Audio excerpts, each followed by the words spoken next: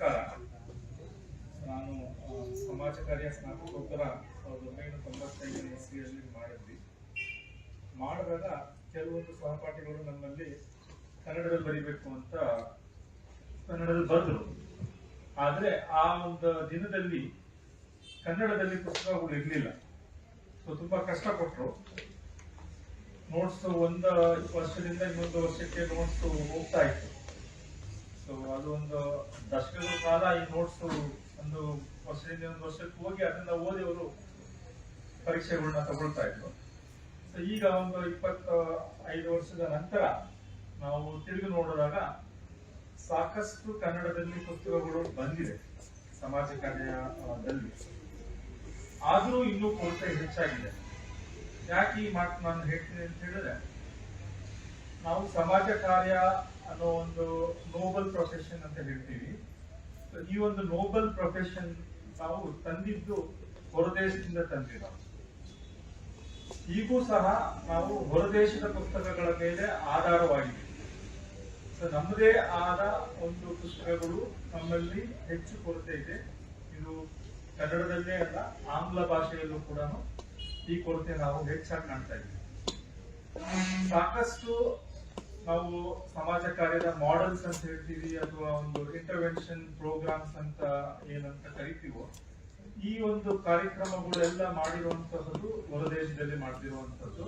So ಅದನ್ನ ನಾವು ಹೊರದೇಶದಿಂದ ತಗೊಂಡ್ಬಂದು ನಮ್ಮ ಒಂದು ಪರಿಸರಕ್ಕೆ ಅಥವಾ ನಮ್ಮ ಒಂದು ಸಂಸ್ಕೃತಿಗೆ ನಾವು ಅಳವಡಿಸ್ಲಿಕ್ಕೆ ಪ್ರಯತ್ನ ಕೊಡ್ತಾ ಇದೀವಿ.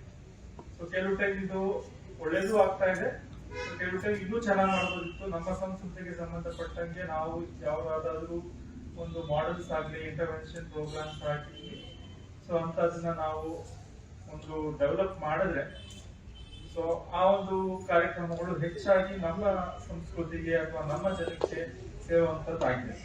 ಇದು ಸಾಕಷ್ಟು ಜವಾಬ್ದಾರಿ ನಮ್ಮ ಸಮಾಜ ಕಾರ್ಯಕರ್ತರ ಮೇಲಿದೆ. ನಾವು ಬೇರೆಯವ್ರ ಮೇಲೆ ಜವಾಬ್ದಾರಿ ಹೊರಿಸೋದಕ್ಕಿಂತ ನಾವೇ ಜವಾಬ್ದಾರಿ ಹೊರಿಸ್ಕೊಂಡು ನಮ್ಮ ಸಂಸ್ಕೃತಿಗೆ ಬೇಕಾಗಿರುವಂತಹ ಸಮಾಜ ಕಾರ್ಯದ ವಿಧಾನಗಳ ಬಗ್ಗೆ ನಾವು ಕೆಲಸ ಮಾಡಬೇಕಾಗಿ ಅಂತ ನಾನು ಕೋರ್ತೀನಿ. ಸೊ ಈ ಒಂದು ನಿಟ್ಟಿನಲ್ಲಿ ಈ ನಮ್ಮ 3 ಜನ ಲೇಖಕರು ಇವತ್ತು 3 ಪುಸ್ತಕಗಳು ಬಿಡುಗಡೆ ಆಗಿದೆ, ಲೋಕಾರ್ಪಣೆ ಆಗಿದೆ. ಸೊ ಲೋಕಾರ್ಪಣೆ ಆಗಿದ್ದ ಪುಸ್ತಕಗಳಲ್ಲಿ ಸಾಕಷ್ಟು ಕೆಲಸ ಮಾಡಿದ್ದಾರೆ. ಮಾಡಿ ನಮಗೆ ಬೇಕಾಗಿರುವಂತಹ ಅಥವಾ ನಮ್ಮ ಪರಿಸರಕ್ಕೆ ಬೇಕಾಗಿರುವಂತಹ ಅಥವಾ ನಮ್ಮ ಸಮಾಜಕ್ಕೆ ಬೇಕಾಗಿರುವಂತಹ ಸಮಾಜ ಕಾರ್ಯದ ವಿಧಾನಗಳು ಯಾವ ರೀತಿ ನಾವು ಉಪಯೋಗಿಸ್ಕೊಳ್ಬಹುದು ಅನ್ನೋದನ್ನ ತಿಳಿಸ್ಕೊಟ್ಟಿದ್ದಾರೆ. ಈಗ ಈ ಪುಸ್ತಕ ಮನೋವೈದ್ಯಕೀಯ ಸಮಾಜ ಕಾರ್ಯ. ಸೊ ನಮ್ಮ ಮನೋವೈದ್ಯಕೀಯ ಸಮಾಜ ಕಾರ್ಯ ವಿಭಾಗದಲ್ಲಿ ನಾನು ಕೆಲಸ ಮಾಡ್ತಾ ಇದ್ದೀನಿ. 50 ವರ್ಷ ಆಯ್ತು ನಮ್ಮ ಮನೋವೈದ್ಯಕೀಯ ಸಮಾಜ ಕಾರ್ಯ ನಿಮ್ಯಾನ್ಸ್ ಅಲ್ಲಿ ಬಂದು 52 ವರ್ಷ ಆಯ್ತು. ಈಗಲೂ ಸಹ ನಾವು ಇಂತಹ ಒಂದು ಪ್ರಯತ್ನ ಮಾಡಲಿಲ್ಲ. ಸೊ ನಮ್ಮ ನಿಮ್ಯಾನ್ಸ್ ಅಲ್ಲಿ ಇಂತಹ ಒಂದು ಪ್ರಯತ್ನ ಮಾಡಲಿಲ್ಲ. ನಾವು ಸಣ್ಣ ಪುಟ್ಟ ಪ್ರಯತ್ನಗಳು ಮಾಡ್ತಾ ಇದ್ದೀವಿ ಹೊರತು ಮನೋವೈದ್ಯಕೀಯ ಸಮಾಜ ಕಾರ್ಯ ಅನ್ನೋ ಒಂದು ಪುಸ್ತಕವನ್ನು ನಾವು ಹೊರತಂದಿಲ್ಲ. ನಾವು hand book of psychiatric social work ಅಂತ ತಂದಿದ್ದೀವಿ ನಾವು. ಆದ್ರೆ ಇದು ಪ್ರತ್ಯೇಕವಾಗಿ ಮನೋವೈದ್ಯಕೀಯ ಸಮಾಜ ಕಾರ್ಯಕ್ಕೆ ಅಂತ ಮಾಡಿದ್ದಾರೆ. ಸೊ ಅದಕ್ಕೆ ನಾನು ಅವರನ್ನ ಅಭಿನಂದನೆ ಈ ಪುಸ್ತಕದ ಲೇಖಕರಾದ ಲೋಕೇಶ್ ಎಂಯು ಅವರು ನನಗೆ ಈಗ ಒಂದು 10 ವರ್ಷದಿಂದ ಪರಿಚಯ. ಸೊ ಅವರು 2010ರಲ್ಲಿ ಅಪಾಯಿಂಟ್ ಆದ್ರು, ನಾನು 2010ರಲ್ಲೇ ಅಪಾಯಿಂಟ್ ಆದೆ. ಸೊ ನಾನು ನಿಮ್ಯಾನ್ಸ್ ಅಲ್ಲಿ ಅಪಾಯಿಂಟ್ ಆದ್ರೆ, ಅವರು ತುಮಕೂರು ಯೂನಿವರ್ಸಿಟಿಯಲ್ಲಿ ಅಪಾಯಿಂಟ್ ಆದ್ರು. ಫಸ್ಟ್ ಭೇಟಿ ಆಗಿರೋದು ಎಲ್ಲಿ ಅಂದ್ರೆ ಒಂದು ಪರೀಕ್ಷಾ ಮಂಡಳಿಯಲ್ಲಿ ಭೇಟಿ ಆದ್ವಿ. ಮಂಗಳೂರಲ್ಲಿ ಒಂದು ಪರೀಕ್ಷಾ ಮಂಡಳಿಯಲ್ಲಿ ಇಬ್ಬರು ಮೆಂಬರ್ಸ್ ಆಗಿದ್ವಿ. ಆಗ ನಾವು ಪರಿಚಯ ಆಗಿದ್ವಿ. ಸೊ ಲೋಕೇಶ್ ಅವರು ನೋಡಿದಾಗ ಅವ್ರ ಕೆರಿಯರ್ ಹೆಂಗಿತ್ತು ಅಂತ ನೋಡಿದಾಗ, ಸೊ ಇವರು MSW ಸ್ನಾತಕೋತ್ತರ ಪದವಿಯನ್ನು ಮೈಸೂರು ಯೂನಿವರ್ಸಿಟಿಯಲ್ಲಿ, ನಂತರ ಡಾಕ್ಟರೇಟ್ ಪದವಿಯನ್ನು ಮೈಸೂರು ಯೂನಿವರ್ಸಿಟಿಯಲ್ಲಿ ಪಡೆದಿದ್ದಾರೆ. ನಂತರ ಮಂಗಳೂರು ವಿಶ್ವವಿದ್ಯಾಲಯದಲ್ಲಿ ಉಪನ್ಯಾಸಕರಾಗಿ, ಅತಿಥಿ ಉಪನ್ಯಾಸಕರಾಗಿ ಕೆಲವೊಂದು ಕಾಲ ಸೇವೆ ಸಲ್ಲಿಸಿ, ನಂತರ STM ಮಹಾವಿದ್ಯಾಲಯದಲ್ಲಿ ಕೆಲವೊಂದು ವರ್ಷಗಳ ಕಾಲ ಉಪನ್ಯಾಸಕರಾಗಿದ್ದಾರೆ. ನಂತರ ಇವರು 2010ರಲ್ಲಿ ತುಮಕೂರು ಯೂನಿವರ್ಸಿಟಿಯಲ್ಲಿ ಸಹಾಯಕ ಪ್ರಾಧ್ಯಾಪಕರಾಗಿ ಕೆಲಸ ಮಾಡಿ, ನಂತರ ಈಗ ಸಹ ಪ್ರಾಧ್ಯಾಪಕರಾಗಿ ದಾವಣಗೆರೆ ಯೂನಿವರ್ಸಿಟಿಯಲ್ಲಿ ಇದ್ದಾರೆ. ಸೊ ಇವ್ರ ಬಗ್ಗೆ ನಾವು ಹೆಚ್ಚು ತಿಳ್ಕೊಳ್ಬೇಕಂತ ಹೇಳಿದ್ರೆ, ಇವರು 60ಕ್ಕೂ ಹೆಚ್ಚು ಪ್ರಬಂಧಗಳನ್ನ ಬರೆದಿದ್ದಾರೆ. ಸೊ ಇದು ಅಕಾಡೆಮಿಷಿಯನ್ಸ್ ಆಗಿದ್ದಾಗ ಇವೆಲ್ಲ ನಮಗೆ ತುಂಬಾ ಇಂಪಾರ್ಟೆಂಟ್. ಸೊ ಎಷ್ಟು ಅವರು ಆರ್ಟಿಕಲ್ಸ್ ಪಬ್ಲಿಷ್ ಮಾಡೋರು, ಸೊ ಅದು ತುಂಬಾ ಇಂಪಾರ್ಟೆಂಟ್ ಆಸ್ ಅಕಾಡೆಮಿಷಿಯನ್. ಮತ್ತೆ ಒಂದು 6 ಗ್ರಂಥಗಳನ್ನು ಬರೆದಿದ್ದಾರೆ. ನಂತರ ಸಾಕಷ್ಟು ಇವರಿಗೆ ಪ್ರಶಸ್ತಿಗಳು ಕೂಡ ಬಂದಿದೆ. ಸೊ ಕೆಲವೊಂದು ಪ್ರಶಸ್ತಿ ಹೆಸರು ಹೇಳ್ಬೇಕಂದ್ರೆ ಸಾವಿತ್ರಿ ಫೂಲೆ ರಾಜ್ಯ ಪ್ರಶಸ್ತಿ, ಬಸವಶ್ರೀ ರಾಜ್ಯ ಪ್ರಶಸ್ತಿ ಹಾಗೂ ಪ್ರತಿಷ್ಠಿತ ಭಾರತ ಸೇವಾ ರತ್ನ ರಾಷ್ಟ್ರ ಪ್ರಶಸ್ತಿ 2021ರಲ್ಲಿ ಇವರಿಗೆ ಬಂದಿದೆ. ಮತ್ತೆ ಇವ್ರ ಜೊತೆ ಇನ್ನೊಬ್ರು ಈ ಒಂದು ಪುಸ್ತಕದ ಲೇಖಕರಾಗಿದ್ದಾರೆ, ಶ್ರೀಮತಿ ಪವಿತ್ರ ಎವಿ ಅಂತ. ಸೊ ಇವರು ಲೋಕೇಶ್ ಅವರ ಸ್ಟೂಡೆಂಟ್. ಸೊ SDM ಕಾಲೇಜಿನಲ್ಲಿ ಇವರು ಉಪನ್ಯಾಸಕರಾಗಿದ್ದಾಗ ಅವರು ಸ್ಟೂಡೆಂಟ್ ಆಗಿದ್ರು ಅನ್ಸುತ್ತೆ. ಸೊ ನಂತರ ಇವರು ಈಗ ಡಾಕ್ಟರೇಟ್ ಒಂದು ಅಧ್ಯಯನವನ್ನು ಲೋಕೇಶ್ ಅವ್ರ ಕೆಳಗೆ ಮಾಡ್ತಾ ಇದ್ದಾರೆ. ಇವರು ಒಂದು ಮುಖ್ಯವಾಗಿ ಇವರ ಕೊಡುಗೆ ಏನಂತ ಹೇಳಿದ್ರೆ, ಸೌಖ್ಯ ನಮ್ಮ ನಡೆ ಮಾನಸಿಕ ಆರೋಗ್ಯ ಕಡೆ ಅಂತ ಹೇಳಿ ಒಂದು ಕಾರ್ಯಕ್ರಮವನ್ನ, ಸಮುದಾಯ ಆಧಾರಿತ ಕಾರ್ಯಕ್ರಮವನ್ನ ಇವರು ಮಾಡ್ತಾ ಇದ್ದಾರೆ. ಇದರಿಂದ ಇವರು ಸಮುದಾಯದಲ್ಲಿ ಯಾವ ರೀತಿ ಮಾನಸಿಕ ಆರೋಗ್ಯ ಬಗ್ಗೆ ನಾವು ಅರಿವು ಮೂಡಿಸಬಹುದು ಅನ್ನೋದು ಕಾರ್ಯಕ್ರಮಗಳು ಹೆಚ್ಚಾಗಿ ಇವರು ಮಾಡ್ತಾ ಇದ್ದಾರೆ. ಈಗ ಈ ಪುಸ್ತಕದ ಬಗ್ಗೆ ನಾವು ಹೇಳ್ಬೇಕಂತ ಹೇಳಿದ್ರೆ, ಈ ಪುಸ್ತಕದಲ್ಲಿ 6 ಅಧ್ಯಾಯಗಳಿದೆ. ಮೊದಲನೇ ಅಧ್ಯಾಯದಲ್ಲಿ ಇವರು ಏನ್ ಹೇಳ್ತಾ ಇದ್ದಾರೆ ಅಂದ್ರೆ, ಪ್ರತಿಯೊಬ್ಬ ವ್ಯಕ್ತಿಗೂ ಮಾನಸಿಕ, ದೈಹಿಕ ಹಾಗೂ ಸಾಮಾಜಿಕ ಆರೋಗ್ಯ ಅತ್ಯಗತ್ಯವಿದೆ ಎಂದು ಲೇಖಕರ ಅಭಿಪ್ರಾಯ ಪಟ್ಟಿದ್ದಾರೆ. ಒಂದು ಒಳ್ಳೆಯದು ನಂಗೆ ಅನಿಸಿತ್ತು ಅಂತ ಹೇಳಿದ್ರೆ, ಈ ಪುಸ್ತಕದಲ್ಲಿ ಮಾನಸಿಕ ಕಾಯಿಲೆ ಅಂದ್ರೆ ಏನು, ಮಾನಸಿಕ ಆರೋಗ್ಯ ಅಂದ್ರೆ ಏನು ಅಂತ ವ್ಯತ್ಯಾಸ ತುಂಬಾ ಚೆನ್ನಾಗಿ ಹೇಳಿದ್ದಾರೆ. ನಾವು ಮಾನಸಿಕ ಅಂದಿದ ತಕ್ಷಣ ಹುಚ್ಚು ಕಾಯಿಲೆ ಅಂತ ಹೇಳ್ಕೊಡ್ತೀವಿ. ಸೊ ಆಡು ಭಾಷೆಯಲ್ಲಿ ಮಾನಸಿಕ ಅಂದಿದ ತಕ್ಷಣ ಹುಚ್ಚು ಕಾಯಿಲೆ ಅಂತ. ಸೊ ಕಾಯಿಲೆ ಅಂತಾನೆ ಹೇಳ್ತೀವಿ ಹೊರತು ಮಾನಸಿಕ ಆರೋಗ್ಯ ನಮ್ಗೆಲ್ಲರಿಗೂ ಸಂಬಂಧಪಟ್ಟಿರುವಂತದ್ದು. ನಾವು ಆರೋಗ್ಯನ ಯಾವ ರೀತಿ ಅಭಿವೃದ್ಧಿ ಪಡಿಸ್ಕೊಳ್ಬೇಕು ಅನ್ನೋದು ಅದ್ರ ಬಗ್ಗೆ ನಾವು ಯೋಚನೆ ಮಾಡ್ಲಿಕ್ಕೆ ಹೋಗಲ್ಲ. ನಾವು ಕಾಯಿಲೆ, ಹುಚ್ಚು ಕಾಯಿಲೆ, ಹುಚ್ಚು ಆಸ್ಪತ್ರೆ ಅದ್ರ ಬಗ್ಗೆ ನಾವು ಯೋಚನೆ ಮಾಡ್ತೀವಿ. ಇದನ್ನ ತುಂಬಾ ಚೆನ್ನಾಗಿ ಲೇಖಕರು ಡಿಫ್ರೆನ್ಶಿಯೇಟ್ ಮಾಡಿದ್ದಾರೆ. ಆರೋಗ್ಯ ಅಂದ್ರೆ ಏನು ಮತ್ತೆ ಕಾಯಿಲೆ ಅಂದ್ರೆ ಏನು ಅನ್ನೋದ್ರ ಬಗ್ಗೆ ತುಂಬಾ ಚೆನ್ನಾಗಿ ಹೇಳಿದ್ದಾರೆ. ಇವರು ವಿಶ್ವಸಂಸ್ಥೆಯ ಒಂದು ಡೆಫಿನೇಷನ್ ಕೂಡ ಹೇಳಿದ್ದಾರೆ. ಅದ್ರ ಪ್ರಕಾರ ಆರೋಗ್ಯ ಕೇವಲ ಕಾಯಿಲೆ ಅಥವಾ ದೌರ್ಬಲ್ಯದ ಅನುಪಸ್ಥಿತಿ ಎಂದು ಗಣಿಸದೆ ದೈಹಿಕ, ಮಾನಸಿಕ ಹಾಗೂ ಸಾಮಾಜಿಕ ಸಂಪೂರ್ಣ ಸ್ಥಿರತೆ ಹೊಂದುವುದು ಎಂದು ಹೇಳಿದ್ದಾರೆ. ಸೊ ನಮ್ಗೆಲ್ಲರಿಗೂ ಮಾನಸಿಕವಾಗ್ಲಾಗ್ಲಿ, ಸಾಮಾಜಿಕವಾಗ್ಲಾಗ್ಲಿ ಅಥವಾ ದೈಹಿಕವಾಗ್ಲಾಗ್ಲಿ ನಾವು ಸ್ಥಿರತೆಯನ್ನು ಕಾಣಬೇಕು. ಸೊ ಯಾವುದೇ ಒಂದು ಸಮಸ್ಯೆಗಳು ನಮಗೆ ಬಂದಾಗ ಅದನ್ನ ಎದುರು ನಿಂತು ಅದು ಸಮಸ್ಯೆಗಳಿಂದ ಹೊರಗಡೆ ಬರುವಂತ ಒಂದು ಸಾಮರ್ಥ್ಯನ ನಾವು ಕಲ್ಪಿಸ್ಕೊಳ್ಬೇಕು ಅಂತ ಹೇಳ್ತಾ ಇದ್ದಾರೆ. ಇದೇ ಮಾನಸಿಕ ಆರೋಗ್ಯ ಅನ್ನೋದು. ಸೊ ಮಾನಸಿಕ ಆರೋಗ್ಯಗೂ ಕಾಯಿಲೆಗೂ ತುಂಬಾ ವ್ಯತ್ಯಾಸ ಇದೆ. ಸೊ ನಾವು ಕಾಯಿಲೆ ಅಂತ ಅದನ್ನ ಪರಿಗಣಿಸೋದು ಬೇಡ. ಸೊ ನಾವೆಲ್ಲರಿಗೂ ಆರೋಗ್ಯ ಇದೆ. ಸೊ ಆರೋಗ್ಯನ ನಾವು ಅಭಿವೃದ್ಧಿ ಪಡಿಸ್ಕೊಳ್ಳೋಣ.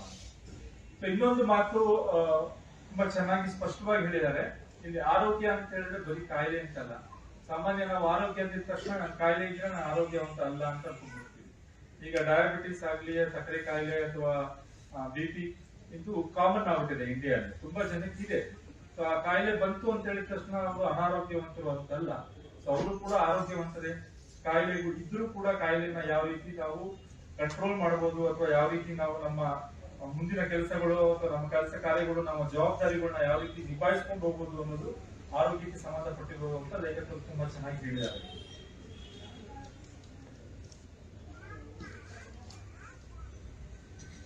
ಇಲ್ಲಿ ಆ ಲೇಖಕರು ಮಾನಸಿಕ ಆರೋಗ್ಯದ ಗುಣಲಕ್ಷಣಗಳು ಏನಂತ ಹೇಳಿದ್ದಾರೆ ಅಂದ್ರೆ, ಮಾನಸಿಕ ಸಮತೋಲನ ಮತ್ತು ಹೊಂದಾಣಿಕೆ ಆಗುವುದು, ಮಾನಸಿಕ ಹಾಗೂ ಸಾಮಾಜಿಕ ಸಾಮರಸ್ಯ ಮತ್ತು ಐಕ್ಯತೆ, ಜೀವನ ಗುಣಮಟ್ಟ ಮತ್ತು ಸಾಮಾನ್ಯ ಯೋಗಕ್ಷೇಮ, ಸ್ವಯಂ ವಿಸ್ತೀರ್ಣ ಹಾಗೂ ಬೆಳವಣಿಗೆ, ಪರಿಣಾಮಕಾರಿ ವೈಯಕ್ತಿಕ ಹೊಂದಾಣಿಕೆ, ವ್ಯಕ್ತಿ, ಗುಂಪು ಮತ್ತು ಸಮುದಾಯದ ಪರಸ್ಪರ ಪ್ರಭಾವಗಳು.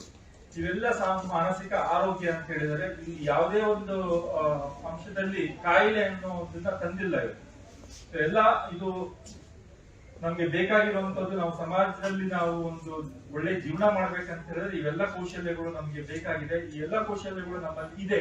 ಅದನ್ನ ಯಾವ ರೀತಿ ಅಭಿವೃದ್ಧಿ ಪಡಿಸ್ಕೊಳ್ಬಹುದು ಅಂತ ಲೇಖಕರು ತುಂಬಾ ಚೆನ್ನಾಗಿ ಹೇಳ್ಕೊಟ್ಟಿದ್ದಾರೆ. ಮತ್ತೆ 2ನೇ ಅಧ್ಯಾಯದಲ್ಲಿ ನಾವು ನೋಡಿದಾಗ ಲೇಖಕರು ಕೆಲವೊಂದು ಮಾನಸಿಕ ಕಾಯಿಲೆಗಳ ಬಗ್ಗೆ ಇರುವ ಸತ್ಯ ಮತ್ತು ಅಪನಂಬಿಕೆಗಳು ಏನೇನಿದೆ ನಮ್ಮಲ್ಲಿ ಅನ್ನೋದ್ರ ಬಗ್ಗೆ ತಿಳಿಸಿದ್ದಾರೆ. ಸಾಮಾನ್ಯವಾಗಿ ನಮ್ಮಲ್ಲಿರೋದು ಅಪನಂಬಿಕೆಗಳು ಏನಂತ ಹೇಳಿದ್ರೆ, ಅಮಾವಾಸ್ಯೆ ಅಥವಾ ಪೂರ್ಣಿಮೆ ಬಂದಾಗ ಈ ಕಾಯಿಲೆಗಳು ಹೆಚ್ಚಾಗತ್ತೆ, ಹುಚ್ಚುತನ ಹೆಚ್ಚಾಗತ್ತೆ, ಅಥವಾ ಫಿಟ್ಸ್ ಬರ್ತಾ ಇದ್ರೆ ಆ ಟೈಮ್ ಅಲ್ಲಿ ಹೆಚ್ಚಾಗಿ ಫಿಟ್ಸ್ ಬರುತ್ತೆ ಅನ್ನೋದು ನಂಬ್ತಾರೆ. ಇದು ನಾವು ಯಾಕೆ ಈ ರೀತಿ ನಮ್ಗೆ ನಂಬಿಕೆಗಳು ಬಂತು ಅಂತ ನಾವು ಸ್ವಲ್ಪ ಯೋಚನೆ ಮಾಡಿದಾಗ ನಮ್ಗೆ ಏನ್ ಗೊತ್ತಾಗತ್ತೆ ಅಂತ ಹೇಳಿದ್ರೆ, ಈಗಲೂ ಕೂಡ ಕೆಲವೊಬ್ರು ನಾರ್ತ್ ಕರ್ನಾಟಕದಿಂದ ಬಂದಿದ್ದೀರಾ ನೀವು. ನಾರ್ತ್ ಕರ್ನಾಟಕ ಅವರು ಸ್ವಸಹಾಯ ಸಂಘದ ಮೀಟಿಂಗ್ಗಳು ಮಾಡ್ತಾರೆ, self help group meeting. So ಅವರು ಯಾವ ರೀತಿ ಮಾಡ್ತಾರೆ ಅಂದ್ರೆ, ಒಂದು ಅಮಾವಾಸ್ಯೆ ಹಿಂದಿನ ದಿನ ಮಾಡ್ತಾರೆ.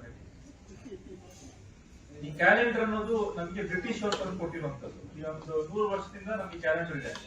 ನಮ್ಮ ಹಿಂದೂಗಳ ಪ್ರಕಾರ ನಮ್ಮ ಕ್ಯಾಲೆಂಡರ್ ಅಮಾವಾಸ್ಯೆ ಪೌರ್ಣಿಮೆಗೆ ನಮ್ಮ ಕ್ಯಾಲೆಂಡರ್. ಈಗಲೂ ಸಹ ಕೆಲವೊಂದು ಹಳ್ಳಿಗಳಲ್ಲಿ ಅವರ ಮೀಟಿಂಗ್ಗಳು ಮಾಡುವಂತದ್ದು ಅಮಾವಾಸ್ಯೆಗೆ ಒಂದು ದಿನ ಹಿಂದೆ ಅಥವಾ ಒಂದು ದಿನ ನಂತರ ಮಾಡುವಂತದ್ದು. ಆದ್ರಿಂದ ಯಾವ ಕಾಯಿಲೆ ಬಂತು ಅಂತ ಹೇಳಿದಾಗ ಆ ದಿನಗಳನ್ನ ಕಂಟ್ರೋಲ್ ಮಾಡ್ಲಿಕ್ಕೆ ಆಗ್ತಾ ಇರ್ಲಿಲ್ಲ. ಅವಾಗ ಏನ್ ಹೇಳ್ತಾ ಇದ್ರು, ಅಮಾವಾಸ್ಯೆ ಹತ್ತತ್ರ ಬರ್ತಾ ಇತ್ತು ಅಥವಾ ಪೌರ್ಣಿಮೆ ಹತ್ತತ್ರ ಬರ್ತಾ ಇತ್ತು ಅಂತ ಹೇಳ್ತಾ ಇದ್ರು. ಕಾಲಕ್ರಮೇಣ ಏನಾಯ್ತು, ಇದು ಅಮಾವಾಸ್ಯೆ ಪೌರ್ಣಿಮೆ ಅಂತ ಹೇಳಿದ್ರೆ ಮಾನಸಿಕ ಕಾಯಿಲೆ ಹೆಚ್ಚಾಗತ್ತೆ ಅನ್ನೋದು ಬಂತು. ಇನ್ನೊಂದು ಅಪನಂಬಿಕೆ ಇದೆ, ಮದುವೆ ಮಾಡಿದ್ರೆ ಹುಚ್ಚು ಕಾಯಿಲೆ ಹೋಗುತ್ತೆ. ಮದುವೆಗೂ ಹುಚ್ಚು ಕಾಯಿಲೆಗೂ ಏನು ಸಂಬಂಧ ಇಲ್ಲ. ಸೊ ಮುಖ್ಯವಾಗಿ ಕಾರಣ ಏನಂತ ಹೇಳಿದ್ರೆ, ಪೋಷಕರು ಮದುವೆ ಮಾಡಿದಾಗ ಆ ಜವಾಬ್ದಾರಿಯಿಂದ ಬೇರೆಯವರಿಗೆ ನಾವು ಕೊಟ್ಟು ನಾವು ಈ ಪ್ರಪಂಚದಿಂದ ಹೊರಗಡೆ ಹೋಗ್ಬೋದು ಅನ್ನೋದು ಅವರ ಅಭಿಪ್ರಾಯ. ಆದ್ರಿಂದ ಈ ಕಾಲಕ್ರಮೇಣವಾಗಿ ಮದುವೆ ಮಾಡಿದ್ರೆ ಹುಚ್ಚು ಹೋಗುತ್ತೆ ಅಂತ ಹೇಳ್ಬಿಟ್ಟು ಬಂತು. ಈ ತರ ತುಂಬಾ ಒಂದು 10 ಅಪನಂಬಿಕೆಗಳು ಏನೇನಿತ್ತು ಅದ್ರ ಬಗ್ಗೆ ತಿಳಿಸ್ಕೊಟ್ಟಿದ್ದಾರೆ ಇವರು ಲೇಖಕರು. ಮತ್ತೆ ಸಮುದಾಯ ಮಾನಸಿಕ ಆರೋಗ್ಯ ಅಂದ್ರೆ ಏನು, ನಮ್ಗೆ ಸಮುದಾಯ ಮಾನಸಿಕ ಆರೋಗ್ಯ ಯಾಕೆ ಬೇಕು ಅನ್ನೋದ್ರ ಬಗ್ಗೆ ಕೂಡ ತುಂಬಾ ಚೆನ್ನಾಗಿ ಹೇಳ್ಕೊಟ್ಟಿದ್ದಾರೆ. ಮತ್ತೆ ವೈದ್ಯಕೀಯ ಸಮಾಜ ಕಾರ್ಯಕರ್ತರು ಏನೇನ್ ಕೆಲಸ ಮಾಡಬಹುದು, ಅವ್ರಿಗೆ ಏನೇನ್ ಕೌಶಲ್ಯಗಳು ಬೇಕು ಅನ್ನೋದು ಕೂಡ ತುಂಬಾ ಚೆನ್ನಾಗಿ ಈ ಪುಸ್ತಕದಲ್ಲಿ ಅವರು ಹೇಳ್ಕೊಟ್ಟಿದ್ದಾರೆ.